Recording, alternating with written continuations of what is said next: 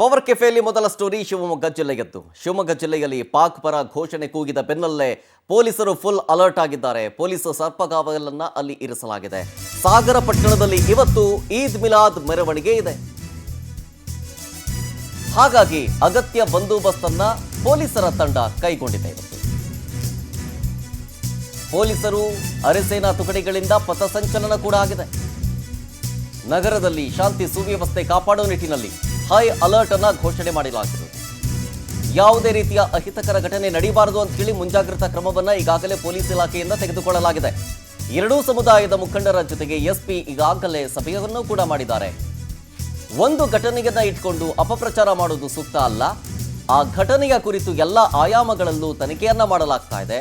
ಯಾರೂ ಕೂಡ ಇದರ ಬಗ್ಗೆ ಆತಂಕ ಪಡಬೇಕಾದ ಅವಶ್ಯಕತೆ ಇಲ್ಲ ಅಂತ ಹೇಳಿ ಈಗ ಆಲ್ರೆಡಿ ಎಸ್ಪಿ ಅವರು ಹೇಳಿದ್ದಾರೆ. ಜೊತೆಗೆ ಯಾರೇ ತಪ್ಪು ಮಾಡಿರಲಿ ಮುಲಾಜಿಲ್ಲದೆ ನಾವು ಕ್ರಮ ತಗೋತೀವಿ ಹೀಗಂತ ಶಿವಮೊಗ್ಗ ಜಿಲ್ಲಾ ಎಸ್ಪಿ ಮಿಥುನ್ ಕುಮಾರ್ ರಿಯಾಕ್ಷನ್ ಕೊಟ್ಟಿದ್ದಾರೆ. ಜೊತೆಗೆ ಸಾಗರ ಪಟ್ಟಣದಾದ್ಯಂತ ಬಿಗಿ ಪೊಲೀಸ್ ಬಂದೋಬಸ್ತನ್ನ ನಿಯೋಜನೆ ಮಾಡಲಾಗಿದೆ. ಪೊಲೀಸರು ಅರಸೇನಾ ಸಿಬ್ಬಂದಿಗಳಿಂದ ಪಥಸಂಚಲನ ಕೂಡ ಆಗಿರೋದನ್ನು ಗಮನಿಸ್ತಾ ಇದ್ದೀರಿ. ಇವತ್ತು ಸಾಗರ ಪಟ್ಟಣದಲ್ಲಿ ಈದ್ ಮಿಲಾದ್ ಮೆರವಣಿಗೆ ಹಿನ್ನೆಲೆಯಲ್ಲಿ ಯಾವುದೇ ರೀತಿಯಾದಂತಹ ಅಹಿತಕರ ಘಟನೆ ನಡೆಯಬಾರದು ಅಂತ ಹೇಳಿ ಮುಂಜಾಗ್ರತಾ ಕ್ರಮವನ್ನ ಶಿವಮೊಗ್ಗ ಜಿಲ್ಲಾ ಎಸ್ಪಿ ಅವರು ತೆಗೆದುಕೊಂಡಿರೋದು. ಎರಡೂ ಸಮುದಾಯದ ಮುಖಂಡರ ಜೊತೆಗೆ ಸಭೆಯನ್ನು ಕೂಡ ಮಾಡಲಾಗಿದೆ. ಈಗ ಆಲ್ರೆಡಿ ಏನು ಆಗಿದೆಯೋ ಘಟನೆ ಅದನ್ನಿಟ್ಕೊಂಡು ಅದನ್ನು ಅಪಪ್ರಚಾರ ಮಾಡೋದು ಸರಿಯಲ್ಲ. ಈ ಘಟನೆ ಕುರಿತು ಎಲ್ಲ ಆಯಾಮಗಳಲ್ಲೂ ತನಿಖೆ ಆಗ್ತಾ ಇದೆ. ಯಾರೂ ಆತಂಕ ಪಡಬೇಕಾಗಿಲ್ಲ. ತಪ್ಪಿತಸ್ಥರ ಮೇಲೆ ಸೂಕ್ತ ಕ್ರಮ ತಗೊಳ್ತೀವಿ ಅನ್ನುವಂಥ ಮಾತನ್ನು ಹೇಳಿದ್ರು ಎಸ್ಪಿ.